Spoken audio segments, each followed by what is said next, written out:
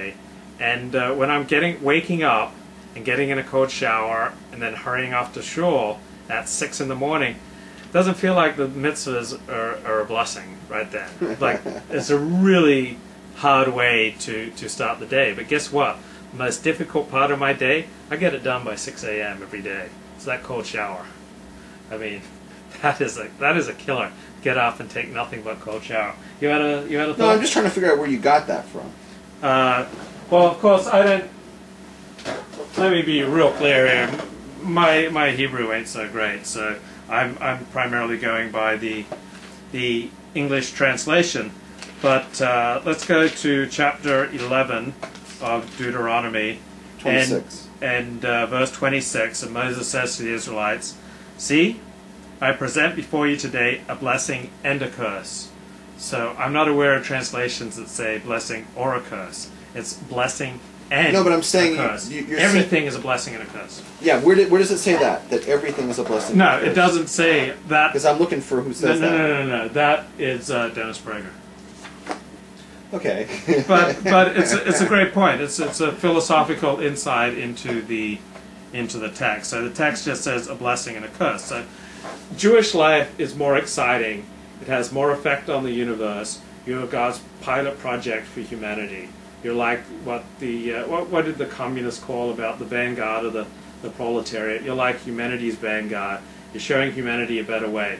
So in one sense, the mitzvahs of the Torah are a great blessing because you'll lead, all things being equal, a better life, a more profound life, a deeper life, a happier life if you follow the mitzvahs. Join yourself to a Jewish community, get married, have kids.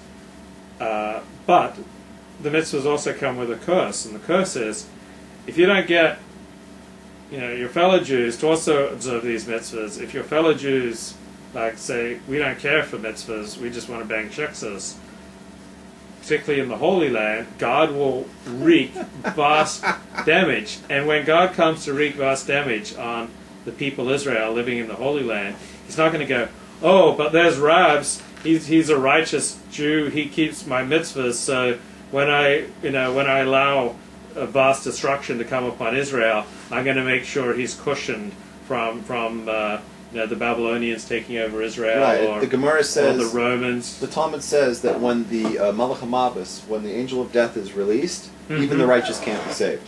Yeah, that's why, like in the Holocaust, every millions of Jews were keeping Torah mitzvahs and studying Torah. Yeah, Rebbeim, and they got wiped out.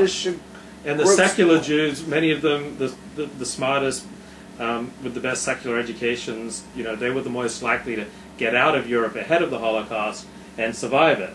So that's the curse of the mitzvah. So you may be keeping the mitzvah, for instance, in the Holy Land or in Europe or in the United States of America, but if the Jews around you are not, and they progress to such a degree of depravity. They have a gay pride parade. They have a gay pride parade right in Jerusalem, downtown Jerusalem, in the holiest city of all. I mean, at that point, why don't we just have an atheist pride parade right in front of the Kosel, right, and get it over with? Why don't we all just strip naked and jack off and squirt it on the Kosel, right? Why don't we just do that? I mean, if that's the point, why don't we just get on top of Torah scrolls and have man-on-man sex? I don't know. It's like, what do we have to do more to spit at God and walk into His house and say, we hate you, we don't want to have anything to do with you, and we're happy about the fact that we break all your laws?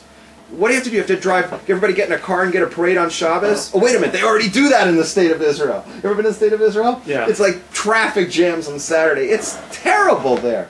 One thing I can't stand, and this is what, I got to get this off my chest. Yeah. One thing I can't stand is when a religious Zionist, that's somebody who, is from, right? But modern. But like they go to Israel and like they think like, oh, I'm so much better than you because I'm here in Israel. Right, and they think like, poo-poo on America. America's so trafy. America's so bad. Boo America. And they put themselves on this pedestal, and they actually think, they tell themselves that, oh, it's so holy in Israel and everything was so much better there. And I'm looking at the situation, I'm saying it's the opposite way around. The most gullus, because another thing they like to do is the language. They say, oh, I live in Israel and you live in the Galut. No, we both live in the Galut. We both live in the times of exile. There's no difference, and I think the worst exile today is in the Holy Land, because you've got this eyesore of a country sitting on top of it. That's right, the state of Israel is an eyesore to the entire Middle East. Do you think in an Arab country they would put up with this bullshit, what goes on in there? Do you think they would put up with that? You know how gay pride parades would work in Tehran? Yeah, they would just stone you to death, right? Yeah. And you want to know something? Yeah. They've got it right. They've got it right. Because this is, it's an embarrassment. It's an embarrassment. You got to understand. Well, I don't know about Tehran, because they're Persian, they're not Arab. But, well, Ahmadinejad said there were no Yeah, gays yeah, in yeah, Iran, I remember that. He wouldn't be too happy if a bunch of them started proclaiming their faggotry. Right, but let's say like downtown, what's the next, Saudi Arabia. Mm-hmm. Saudi Arabia. Oh boy, they'd wipe them out. They wouldn't have a tolerant for this crap, Yeah. right? Because let's understand, who are the Arabs? The Arabs are the descendant from Ishmael. Mm-hmm. This has nothing to do with Islam, by the way. This is not an Islam thing. Yeah. According to the Gemara, according to the Talmud, which is long before Muhammad came, Muhammad came centuries later. In the Gemara, it talks about how modest the Arabs were. Mm-hmm. The women covered themselves with veils, like the Afghani women. You know what I mean? Mm-hmm. They had veils on. Mm-hmm. This had nothing to do with Islam. This is an Arab tradition. And where did they get that from? Because Ishmael learned it from Abraham. Because that's how Sarah dressed. It's Jewish tradition going all the way back to our forefathers, Abraham, Isaac, and Jacob. Yeah. Abraham was the father of the Jews. He's also the father of the Arabs. Yeah. He's the father of the Arabs. The Arabs also take you. This is what Rabbi Miller says in his book. You cannot live in Abraham's house for all those years and not take some of that with you. Yeah. So Arabs start with a lot of Yiddishkeit in them. Yeah. They have modesty, achnasis horchim, they feed Hospitality. you. Hospitality. You go to an Arab's house, I'm sure it's going to be much more hospitable than you go to any American house. I'm just guessing. Yeah. And they're not going to tolerate anybody who breaks the 7 mitzvahs b'nai Noach. Yeah. Because Abraham followed that. That's what there was back then. They're not going to tolerate, hey, we do the male homo act, and doing that in public, and right there in Jerusalem. Right there in the holy city. Arab's not going to put up with that. I've said it. That's all I need to say. The state of Israel is the eyesore to the Middle East. I'm reading the ArtScroll commentary on Re'eh, and Moses points out to Israel that it is not like other nations. The blessings promised to them are so far out of the ordinary as to be miraculous. So are the ordeals facing them if they fail in their spiritual calling. Thus the choice is between blessing and curse. Most people are satisfied with mediocrity. They're quite content to move along, not expending the effort to be great, making sure not to be evil. Moses urged Israel to think otherwise. Jews should strive for great heights and should feel that the alternative is nothing less than curse. Very nice. Like, to be Jewish, it's a dramatic task, and your actions have world-transforming consequences. So much great stuff in this. What's your next thing? According to Rashi, Jews should not refer to idols by their proper names. Instead, they should use derogatory nicknames for them. So that's why traditional Jews won't tend to say Jesus Christ. They won't say Jesus unless they're stuck in traffic on the 405.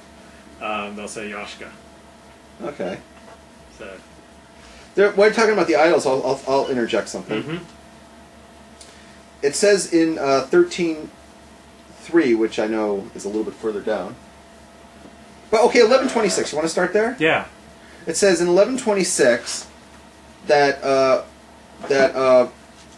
we should pick good over evil, life over death. Mm-hmm. Right? We're saying that. That's what we should do. Mm-hmm. We always have to exercise our free will. Mm-hmm. We got to be smart with it. And God is going to test us on our free will all the time. God is the best tester of all.